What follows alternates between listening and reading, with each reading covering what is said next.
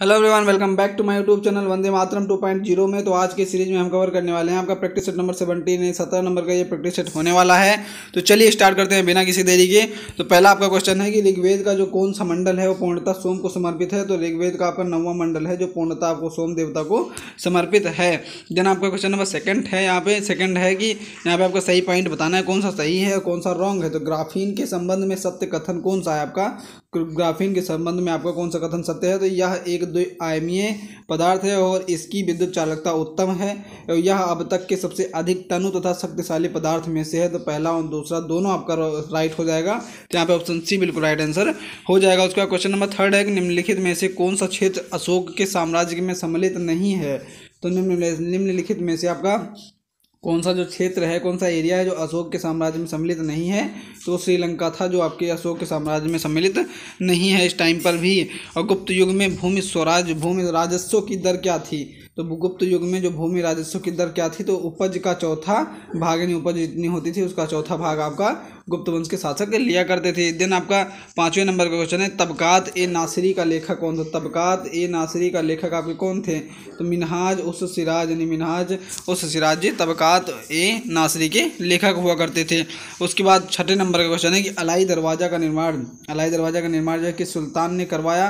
तो अलाई दरवाज़ा का निर्माण जो अलाउद्दीन खिलजी ने करवाया। तो 6ठे का ऑप्शन सी बिल्कुल राइट आंसर हो जाएगा। देन आपका 7वें नंबर क्वेश्चन है कि अंग्रेजों ने श्रीरंगपट्टनम की संधि किसके साथ की थी। तो आपके मोस्ट इंपॉर्टेंट क्वेश्चन बनता है कि अंग्रेजों ने जो श्रीरंगपट्टनम की संधि वो किसके साथ की थी। तो टीपू सुल्तान, यानी हैदर अली का बेटा जो था टीपू सुल्तान के साथ श्रीरंगपट्टनम की संधि की थी। देन 1857 ईस्वी क्वेश्चन नंबर 8 था कि 1857 ईस्वी के विद्रोह का नेतृत्व तो दिल्ली में किसने किया था। तो बहादुर शाह जफर जो दिल्ली मुगल का सबसे लास्ट शासक और सबसे वृद्ध शासक हुआ करते थे वो कौन थे।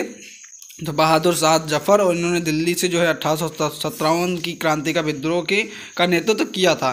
उसके बाद 9th नंबर का क्वेश्चन है कि वर्ष 1905 में बंगाल विभाजन के समय जो था, बंगाल विभाजन के समय भारत के वायसराय कौन थे। तो लॉर्ड कर्जन के टाइम पे आपका बंगाल विभाजन हुआ था। और कब हुआ था, 1905 में होता। देन आपका 10th नंबर का क्वेश्चन है कि टॉयलेट्स, यानी बायो टॉयलेट्स के संबंध में आपका कौन सा कथन सत्य है। तो आगे पॉइंट पे दिया हुआ होगा। तो बायो टॉयलेट्स के संबंध में आपका कौन सा कथन सत्य है। तो यहाँ पे देखते हैं हम आपका कौन सा हो जाएगा, पहला और दूसरा दोनों हो जाएगा। ये सब घटन के अंतिम उत्पाद केवल अमोनियम जलवाष्प होते हैं जो वायुमंडल में निर्मुक्त हो जाते हैं। तो यहाँ पे पहला और ऑप्शन इनमें से कोई नहीं, यानी यहाँ पे ऑप्शन डी बिल्कुल राइट हो जाएगा। यानी पहला और ऑप्शन दूसरा जो है वो पॉइंट नहीं सही है। देन आपका 11th नंबर क्वेश्चन है पाटलिपुत्र को किस शासक ने सर्वप्रथम अपनी राजधानी बनाया था। तो पाटलिपुत्र को जो किस शासक ने सर्वप्रथम अपनी राजधानी बनाया था, तो चंद्रगुप्त मौर्य ने उसे अपनी राजधानी बनाया था। देन 12th नंबर का क्वेश्चन है कि वायु में प्रदूषक कार्बन मोनोऑक्साइड की अत्यधिक मात्रा में मोचन से मनुष्य के शरीर में ऑक्सीजन की आपूर्ति में कमी लाने वाली अवस्था उत्पन्न हो सकती है। यह अवस्था किस कारण से उत्पन्न होती है। तो अंतर श्वसन में ली गई CO ऑक्सीजन की तुलना में हीमोग्लोबिन के प्रति कहीं अधिक बंधुता है। तो आप ऑप्शन भी आपको राइट आंसर हो जाएगा 12 नंबर के क्वेश्चन का। देन आपको 13 नंबर का क्वेश्चन है कि बिहार के किस नेता ने महात्मा गांधी के साथ किसान आंदोलन का नेतृत्व किया था। तो बिहार के किस नेता ने जो महात्मा गांधी के साथ किसान आंदोलन का नेतृत्व किया था। तो राजकुमार शुक्ल ने आपका महात्मा गांधी जी के साथ किसान आंदोलन का जो है नेतृत्व किया था। देन 14 नंबर का क्वेश्चन है कि भारतीय राजनीति में वर्ष 1947 के बाद किस महिला ने सर्वाधिक योगदान दिया था। तो भारतीय राजनीति में वर्ष 1947 के बाद किस महिला ने जो सर्वाधिक योगदान दिया, तो आपके अरोड़ा आसफ अली जो थी उन्होंने सर्वाधिक योगदान दिया था। उसका 15 नंबर का क्वेश्चन है कि एक कार बैटरी में प्रयुक्त विद्युत अपघट्ट निम्नलिखित कौन होता है। तो सल्फ्यूरिक अम्ल यानी H2SO4 होता है आपका। देन आपका 16 नंबर का क्वेश्चन है 16 कि दूध किसका एक विशिष्ट उदाहरण है। तो दूध जो है किसका एक विशिष्ट उदाहरण है। तो हो जाएगा इमल्सन का एक विशिष्ट उदाहरण आपको देखने को मिलता है दूध का। जो 17 नंबर का क्वेश्चन है कि निम्नलिखित में कौन सी गैस ओजोन परत के ओछे के लिए उत्तरदायी है। तो निम्नलिखित में से कौन सी गैस जो है ओछे परत के लिए उत्तरदायी है। तो क्लोरोफ्लोरोकार्बन यानी CFC आपका उसके लिए उत्तरदायी है। तो 17 का ऑप्शन डी बिल्कुल राइट आंसर हो जाएगा। देन 18 नंबर का आपको क्वेश्चन है कि निम्नलिखित में से किस खनिज द्वारा लोहा प्राप्त किया जाता है। तो निम्नलिखित में से किस खनिज द्वारा आपका लोहा प्राप्त किया जाता है। तो हेमेटाइट द्वारा आपका लोहा यानी आयरन फाइंड किया जाता है। उसके बाद 19 नंबर का क्वेश्चन है कि विटामिन सी का जो रासायनिक नाम आपका कौन सा हो जाएगा, तो विटामिन सी का आपका रासायनिक नाम एस्कॉर्बिक एसिड, एस्कॉर्बिक अम्ल हो जाता है। देन आपका 20 नंबर 20वें नंबर का क्वेश्चन है कि निम्नलिखित में कौन सा अम्ल सिरके में उपस्थित होता है, तो निम्नलिखित में से कौन सा अम्ल जो सिरके में उपस्थित होता है तो कौन सा होता है, वो एसिटिक अम्ल आपका देखने को मिलता है। देन निम्नलिखित में से किसमें कार्बन नहीं है, तो इनमें से आपको बताना है कि निम्नलिखित में से किसमें जो है कार्बन नहीं है, तो इनमें से आपके कोई भी नहीं है। इनमें सब में क्या होता है, कार्बन के अपरूप कोयला तो है ही है कार्बन, और हीरा जो कार्बन का अपरूप है, ग्रेफाइट जो कार्बन का अपरूप है, तो यहाँ पे इनमें से कोई नहीं हो जाएगा राइट आंसर आपका।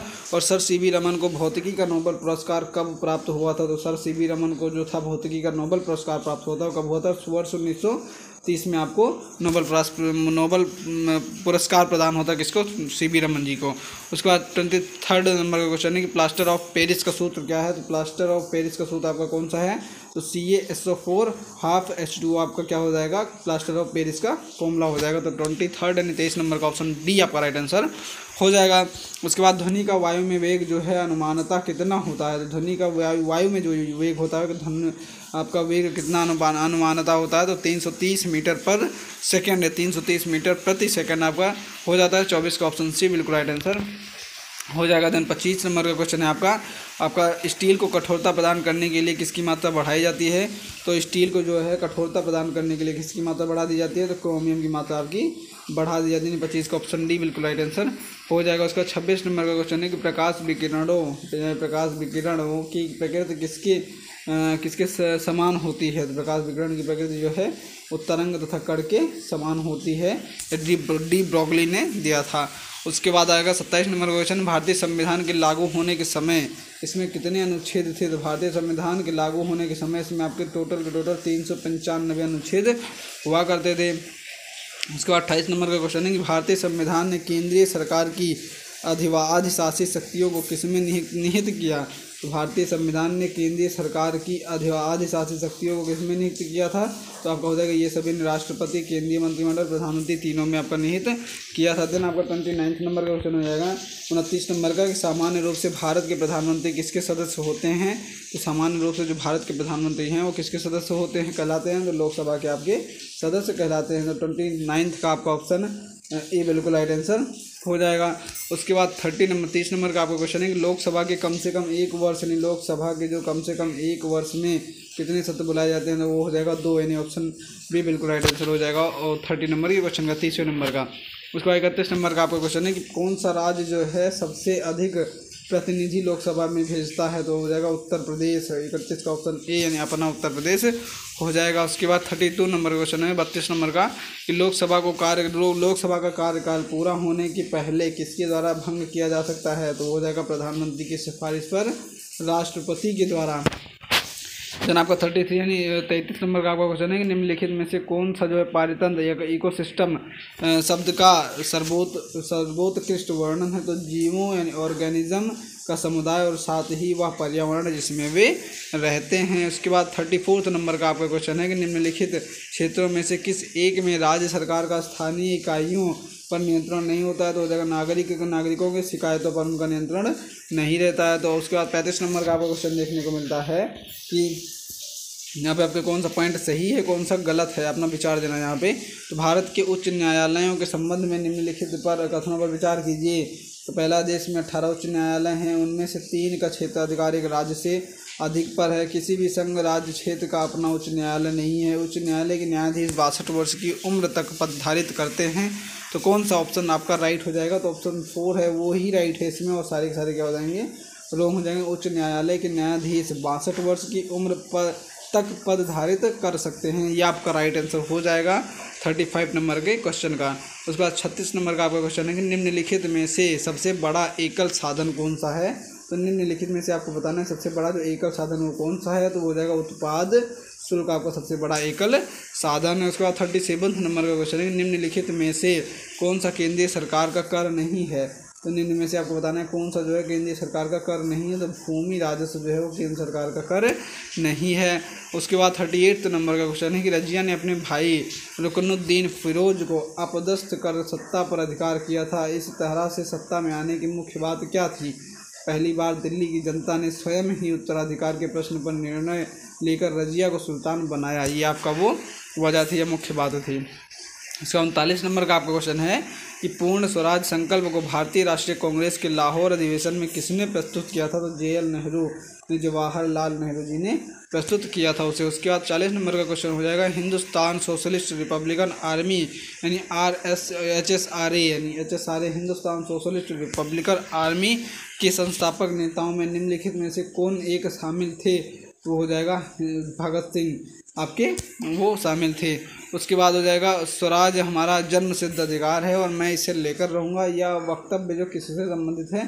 तो बाल गंगाधर तिलक से संबंधित है। स्वराज्य हमारा जन्म सिद्ध अधिकार है और हम इसे लेकर मैं इसे लेकर रहूँगा, ये आपका बाल गंगाधर तिलक जो है वक्तव्य है। उसका मोपला विद्रोह किस वर्ष में हुआ था? तो मोपला विद्रोह आपका वर्ष 1921 में हुआ था। तो मोपला विद्रोह आपका कब हुआ था? तो वर्ष 1921 में हुआ था। उसके बाद 43 नंबर क्वेश्चन है कि अगस्त 1932 के रैमजे मैकडोनाल्ड के सांप्रदायिक पंचायत के द्वारा पहली बार किसके लिए एक पृथक निर्वाचक समूह बनाया गया? तो हो जाएगा अछूत के लिए, यानी अनटचेबिलिटी के लिए एक निर्वाचक समूह बनाया गया था। उसका 44 नंबर का क्वेश्चन है आपका, भारत सरकार अधिनियम 1935 ने किसकी समाप्ति की? भारत सरकार अधिनियम 1935 ने किसकी समाप्ति की थी? तो प्रांतीय द्वैध शासन की आपकी उन्होंने समाप्ति कर दी थी। देन 45 नंबर का क्वेश्चन है, 45 नंबर का क्वेश्चन है कि जो स्वराज आम जनता के लिए होना चाहिए, केवल वर्गों के लिए नहीं। इस सूत्र की घोषणा किसने की थी? CR दास जी ने की थी, यानी CR दास जी ने की, चित्तरंजन दास जी ने, इनका पूरा नाम हो जाएगा चित्तरंजन दास जी ने कही थी। उसके बाद अखिल भारतीय 46 नंबर का क्वेश्चन है कि अखिल भारतीय कांग्रेस कमेटी ने भारत छोड़ो प्रस्ताव कब पास किया? तो वर्ष 1942 में आपका उन्होंने पारित किया था। उसका 47 नंबर का क्वेश्चन है कि भारतीय संसद में कार्य स्थगन प्रस्ताव का उद्देश्य है। तो भारतीय संसद में कार्य स्थगन प्रस्ताव के उद्देश्य क्या है? तो सार्वजनिक महत्व के किसी महत्वपूर्ण मामले पर चर्चा की अनुमति मांगना। नहीं, 47 का ऑप्शन ए बिल्कुल राइट आंसर हो जाएगा। उसके बाद 48 नंबर का क्वेश्चन है कि भारत के निर्वाचन आयोग के निम्नलिखित में से कौन से कार्य हैं? तो भारत के जो निर्वाचन आयोग के निम्नलिखित में से कौन से कार्य हैं? तो अगले पॉइंट पे, अगले पेज पे होगा, तो वो हो जाएगा आपका, यानी कोई नहीं, इनमें से आपका कोई भी राइट नहीं है जो भी आप यहाँ पे लिखे हैं। इसका कुछ और राइट आंसर होगा, तो यहाँ पे ऑप्शन डी इसका राइट आंसर हो जाएगा। देन आपका अगर क्वेश्चन में पेपर में पूछा जाता है तो ऑप्शन डी इसका राइट आंसर हो जाएगा। उसके बाद 49 नंबर का क्वेश्चन है, स्वामी सहजानंद का संबंध बिहार के किस आंदोलन से था? तो हो जाएगा किसान आंदोलन से था। किसका? स्वामी सहजानंद का संबंध जो था वो बिहार के यानी किस आंदोलन से? तो किसान आंदोलन से था। उसके भारतीय नयाचार प्रोटोकॉल के अनुसार, भारतीय नयाचार प्रोटोकॉल के अनुसार अग्रता क्रम में निम्न में से सबसे पहले कौन है? तो अपने राज्य के राज्यपाल आपके वो होते हैं। उसके बाद 51 नंबर का क्वेश्चन है कि हम बहुत बड़ी भूल करेंगे यदि हम बिहार की जनता और उसके मंत्रिमंडल को लीग के नेताओं के हिंसक व असभ्य आक्रमणों के आगे असुरक्षित छोड़ देंगे। यह बात वर्ष 1946 में किसने कही थी? तो सरदार वल्लभ भाई पटेल जी ने कहा था, या लौह पुरुष जी ने कहा था। उसके बाद 52 नंबर का क्वेश्चन है कि कांग्रेस सोशलिस्ट पार्टी की पहली बैठक जो थी, तो कांग्रेस सोशलिस्ट पार्टी की पहली बैठक आप पटना में कब हुई थी? तो वर्ष 1934 में इनकी पहली बैठक संपन्न हुई थी। उसके बाद 53 नंबर का क्वेश्चन है, 53 नंबर का कि बिहार में अलग प्रांत के लिए आंदोलन जिसके परिणाम स्वरूप वर्ष 1911 में एवं ओडिशा के नए प्रांत का निर्माण हुआ का नेतृत्व जो किसने किया था? सच्चिदानंद सिन्हा जी ने किया था। तो आपका सच्चिदानंद सिन्हा जी ने किया था वो। उसके बाद जोहान्सबर्ग किसके खनन हेतु विख्यात है? तो जोहान्सबर्ग जो है किसके खनन हेतु विख्यात है? तो हो जाएगा सोने की खनन के लिए विख्यात है जोहान्सबर्ग। और उसका पिगमीज कहाँ के मूल निवासी थे? तो आपका 55 नंबर का क्वेश्चन रहेगा, पिगमीज जो है वो कहाँ के निवासी हैं? तो अफ्रीका के आपके निवासियों को क्या कहा जाता है? तो पिगमीज। उसके भारत की सर्वोच्च पर्वत चोटी आपकी कौन सी है? तो भारत की जो सर्वोच्च पर्वत चोटी आपकी गॉडविन ऑस्टिन हो जाएगी। तो ऑप्शन सी बिल्कुल राइट आंसर हो जाएगा। 57 नंबर का आपका क्वेश्चन है कि शिवालिक श्रेणी का निर्माण किसमें हुआ था? तो आपका हो जाएगा कैनोजोइक में हुआ था शिवालिक श्रेणी का निर्माण आपका। उसके बाद 58 नंबर क्वेश्चन है कि रेगुर किस मिट्टी का नाम है? तो रेगुर जो बताना है वो किस मिट्टी का नाम है आपका? तो काली मिट्टी का नाम है क्या? रेगुर मिट्टी। आपका क्या किसे कहा जाता है? तो काली मिट्टी को रेगुर मिट्टी के नाम से जाना जाता है। देन आपका 59 नंबर क्वेश्चन है कि तथा कथित दास वंश के सुल्तानों को कभी कभी इलबारी तुर्क के रूप में भी जाना जाता है क्योंकि वे तुर्किस्तान की इलबारी जनजाति के थे। निम्नलिखित में से कौन सा शासक इलबारी जाति के थे? तो यहाँ पे कौन से शासक थे? तो पहले यहाँ पे ऑप्शन 4 आपका राइट हो जाएगा, यानी दूसरे, तीसरे और चौथे। इल्तुतमिश और नासिरुद्दीन महमूद बलबन, ये आपके कहाँ उस मतलब इलबारी जाति के थे, जबकि कुतुबुद्दीन ऐबक नहीं थे। तो ऑप्शन डी आपका राइट आंसर हो जाएगा। देन 60 नंबर का क्वेश्चन है, दक्षिण भारत में प्रवाहित होने वाली किस नदी का थाला सबसे बड़ा है? तो हो जाएगा गोदावरी नदी का जो थाला है वो सबसे बड़ा है। उसको 61 नंबर का आपको क्वेश्चन हो जाएगा, कावेरी नदी कौन कौन से राज्यों से होकर गुजरती है? तो कावेरी नदी आपकी कौन कौन से राज्यों से होकर गुजरती है? तो वो जगह कर्नाटक और तमिलनाडु से होकर वो गुजरती है। उसके बाद 62 नंबर का क्वेश्चन है, कोंकण रेल किन किन राज्यों से होकर गुजरती है? तो कोंकण रेल आपकी किन किन राज्यों से होकर गुजरती है? तो हो जाएगा महाराष्ट्र, गोवा तथा कर्नाटका से होकर गुजरती है। उसके बाद 63 नंबर का क्वेश्चन हो जाएगा, भाखड़ा नांगल परियोजना किन राज्यों से संबंधित? हो जाएगा हरियाणा, पंजाब तथा राजस्थान से वो संबंधित और किस नदी पे बनी हुई है? तो आपका सतलुज नदी पर बनी हुई है भाखड़ा नांगल परियोजना। उसका 64 नंबर का आपका क्वेश्चन हो जाएगा कि अलाउद्दीन खिलजी ने सैनिक विभाग की कार्य प्रणाली और अधिक सुचारू बनाने के लिए क्या सुधार किए? तो उपरोक्त सभी सुधार किए थे। सैनिकों की व्यवस्थित विवरणिका तैयार की जाने लगी, घोड़ों को दागने की प्रथा चलाई गई, सैनिकों को नगद भुगतान किया जाने लगा। किसके टाइम पे? अलाउद्दीन खिलजी के समय टाइम पीरियड पे। उसके बाद यहाँ पे सही का सही से मिलान करवाना हमें, कॉलम फर्स्ट का कॉलम सेकंड से, यानी आपका यहाँ पे कुछ पुराने मुगल शासक दिए गए हैं, उनका संबंध से किससे था? तो इल्तुतमिश का किससे था? तो इल्तुतमिश का यहाँ पे हो जाएगा पहले का दूसरा हो जाएगा, नहीं ऑप्शन ए यहाँ पे राइट हो जाएगा। 25 और 43 तो पहले का दूसरा हो जाएगा। तो इल्तुतमिश किससे एकता व्यवस्था था, एकता प्रणाली कौन लेकर आया था? तो इल्तुतमिश लेकर आए थे। उसके बाद बलबन क्या लेकर आए थे? बलबन हो जाएगा आपको शासक की निरंकुशता को लेकर आए थे बलबन। उसके बाद सी अलाउद्दीन खिलजी क्या लेकर आए थे? तो अलाउद्दीन खिलजी जो थे वो आपके क्या लेकर आए थे? तो बाजार नियंत्रण प्रणाली, ये कौन लेकर आया था? तो अलाउद्दीन खिलजी। उसका मोहम्मद बिन तुगलक क्या लेकर आए थे? राजधानी परिवर्तन लेकर आए थे। इनके टाइम पर राजधानी परिवर्तन हुई थी। उसके बाद आपका 66 नंबर का क्वेश्चन हो जाएगा, अलाउद्दीन ने मेवाड़ के राजा रतन सिंह की रानी पद्मिनी को प्राप्त करने के लिए चित्तौड़ पर आक्रमण किया। अलाउद्दीन ने मेवाड़ के राजा रतन सिंह की रानी पद्मिनी को प्राप्त करने के लिए आपका चित्तौड़ पर आक्रमण किया। इस कहानी को स्पष्ट तौर पर वर्णित किया गया है तो मलिक मोहम्मद जायसी ने पद्मावत में की थी। जो आपकी पद्मावत मूवी भी आई थी उसमें आपका इसी का वर्णन किया गया था। उसके बाद 67 नंबर का आपका क्वेश्चन हो जाएगा, जब कंपन करने वाली वस्तु को किसी बाह्य अनावर्ती स्रोत से बाह्य अनावर्ती स्रोत से ऊर्जा देकर उसके स्वाभाविक कंपनों को बनाए रखा जाए तो कंपन क्या कहलाते हैं? तो पोषित कंपन उन्हें कहा जाता है। देन 68 नंबर का आपका क्वेश्चन हो जाएगा कि निम्नलिखित में से कौन सा सत्य नहीं है? तो निम्नलिखित में से आपका कौन सा सत्य नहीं है? तो सल्तनत काल के अमीर वर्ग में केवल तुर्क शामिल थे, तो ये आपका सही नहीं है और बाकी सारे आपका ऑप्शन राइट हो जाएंगे। उसका 69 नंबर का आपका क्वेश्चन हो जाएगा कि दक्षिण अफ्रीका में किसने रंगभेद नीति के विरुद्ध लंबा संघर्ष किया था? तो दक्षिण अफ्रीका में, साउथ अफ्रीका में जो है किसने रंगभेद नीति के विरुद्ध में लंबा संघर्ष किया? तो नेल्सन मंडेला। जैसे यहाँ पर अपने देश में महात्मा गांधी का नाम है उस टाइम पे दक्षिण अफ्रीका में नेल्सन मंडेला ने किया था। उसके बाद 70 नंबर का आपका क्वेश्चन हो जाएगा कि विशेष आर्थिक क्षेत्र स्पेशल इकोनॉमिक जोन CSEG अधिनियम प्रभावी हुआ कब हुआ था? तो वर्ष 1906 में इसे प्रभावी कर दिया गया था। उसको 71 नंबर का क्वेश्चन हो जाएगा, भूमि विकास बैंक का क्या तात्पर्य है? दीर्घकालीन ऋण कृषकों को उपलब्ध कराना। उसके बाद 72 नंबर का क्वेश्चन हो जाएगा, राज्यसभा के अध्यक्ष कौन होते हैं? तो राज्यसभा के अध्यक्ष आपके उपराष्ट्रपति हुआ करते हैं। तो उसका 73 नंबर का क्वेश्चन है कि किस सुल्तान के बारे में व्यंग्यपूर्वक यह कहा जाता था कि शहंशाह की सल्तनत पालम से यमुना तक फैली हुई है? तो नसीरुद्दीन महमूद तुगलक के बारे में ऐसा कहा जाता था। उसके बाद 74 नंबर का क्वेश्चन हो जाएगा, सुंदर लाल बहुगुणा किससे संबंधित है? तो सुंदर लाल बहुगुणा किससे संबंधित है आपके? तो जगह चिपको आंदोलन से संबंधित है सुंदर लाल बहुगुणा। उसके बाद 75 नंबर का आपका क्वेश्चन हो जाएगा, अंतर्राष्ट्रीय महिला दिवस जो है कब मनाया जाता है? तो 8 मार्च को अंतर्राष्ट्रीय महिला दिवस मनाया जाता है। उसके बाद 76 नंबर का आपका क्वेश्चन हो जाएगा, नरसिंह समिति ने किस संबंध में अपने सुझाव पर केंद्र पर सरकार को दिए थे? तो ये कौन सा हो जाएगा? ऑप्शन सी आपका राइट आंसर हो जाएगा यहाँ पे, बैंकिंग संरचना सुधार संबंधी पर उन्होंने इसका प्रस्ताव दिया है। तो क्या 77 नंबर का आपका क्वेश्चन हो जाएगा, प्रायः किसकी सलाह पर राज्य में राष्ट्रपति शासन लागू किया जाता है? तो राज्यपाल की सलाह पर राष्ट्रपति शासन लागू किया जाता है। उसके बाद 78 नंबर का क्वेश्चन है, कौन सा देश दक्षिण एशिया क्षेत्रीय सहयोग संगठन के सदस्य नहीं है? तो चीन जो है वो सार्क यानी दक्षिण एशियाई क्षेत्रीय सहयोग संगठन सार्क का यानी सार्क उसका शॉर्ट फॉर्म है, तो चीन जो है उसमें सदस्य नहीं है। उसके बाद यहाँ पर 79 नंबर क्वेश्चन है, यहाँ पे कथन ए दिया हुआ है, कथन बी दिया हुआ है, कथन ए कथन आर तथा यहाँ पे बताना है कौन सा राइट है कौन सा रॉन्ग है। यहाँ पे कथन ए जो है, मोहम्मद बिन तुगलक ने दिल्ली से दौलताबाद राजधानी को परिवर्तित किया, कारण इससे संचार साधनों की उन्नति हुई। और नीचे दिए गए कोड से सही उत्तर का आपको पहचान करना है यहाँ पे। तो ऑप्शन बी आपका राइट आंसर हो जाएगा। यानी ए और आर तथा दोनों सही हैं, लेकिन आर ए की सही व्याख्या नहीं है। तो यहाँ पे ऑप्शन बी आपका राइट आंसर हो जाएगा 79 नंबर का आपको क्वेश्चन का। 80 नंबर का क्वेश्चन है कि इजराइल देश का निर्माण जो किसके लिए किया गया था? तो इजराइल देश का निर्माण जो है ज्यूजों के लिए किया गया था।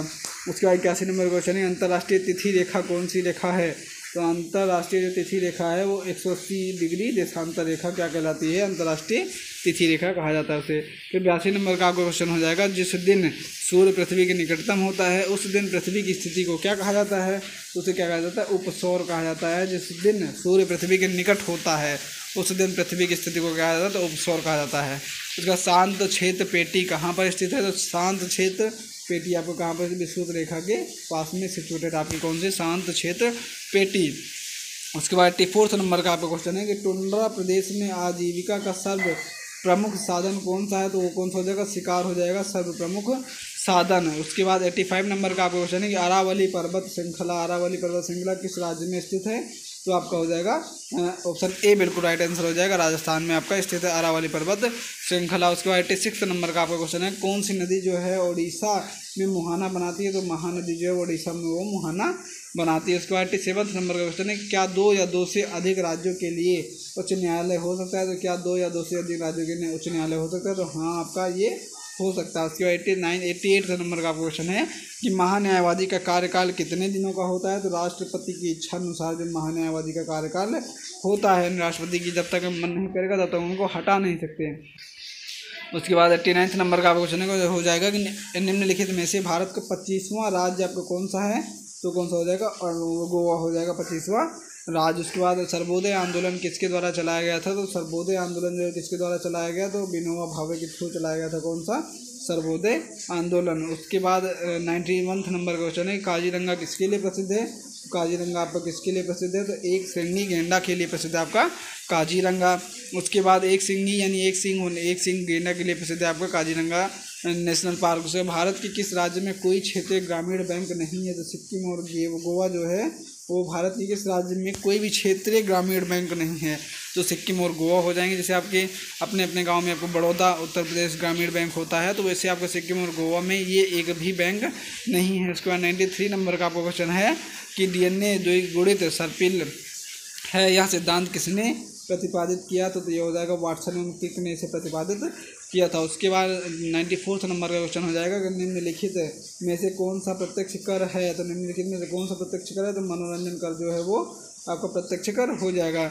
उसके बाद निम्नलिखित में से कौन सा एक परोक्ष कर है? तो निम्नलिखित में से आपको बताना कौन सा एक परोक्ष कर है? तो हो जाएगा सीमा शुल्क जो है वो परोक्ष कर आपका हो जाएगा। उसके बाद 96 नंबर का क्वेश्चन है कि निम्नलिखित में से कौन सी वित्तीय संस्था नहीं है? तो आपका IIPA जो है वो एक वित्तीय संस्था नहीं है। देन आपका 97 नंबर का क्वेश्चन हो जाएगा, वह प्रजाति जिसका प्रभाव पारिस्थितिकी तंत्र या समुदाय पर क्रांतिकारी व प्रभावकारी होता है उसे क्या कहा जाता है? तो कीस्टोन प्रजाति उसे कहा जाता है जिस पर ये प्रभावी होता है। उसके बाद इंडिया ब्रांड इक्विटी फंड यानी इंडिया ब्रांड इक्विटी फंड की स्थापना किस वर्ष हुई थी? तो वर्ष 1996 में इसकी स्थापना हुई थी। उसके बाद 99 नंबर का क्वेश्चन है कि आबिद हुसैन कमेटी किस क्षेत्र से संबंधित थी? तो हो जाएगा लघु उद्योग से संबंधित हुआ करती। तो कौन सी? आबिद हुसैन कमेटी। उसके बाद 100 यानी इस वीडियो का सबसे लास्ट एंड फाइनल क्वेश्चन, यदि प्राथमिक घाटे में ब्याज को भुगतान का सम्मिलित कर लिया जाए तो यह बराबर होता है किसके? तो राजकोषीय घाटे के बराबर इसे कहा जाता है। तो 100 का ऑप्शन बी बिल्कुल राइट आंसर हो जाएगा। तो कैसी लगी आपको वीडियो बताइएगा मैं कमेंट सेक्शन में, एंड वीडियो को कीजिए like share and subscribe. So thanks for watching this video and love you, take care, bye bye. और अपना पेपर अच्छे से दीजिए जो आपका 15 से 16 अक्टूबर जहाँ पड़ा है, जहाँ जाइए अपना पेपर दीजिए। सो thanks for watching this video.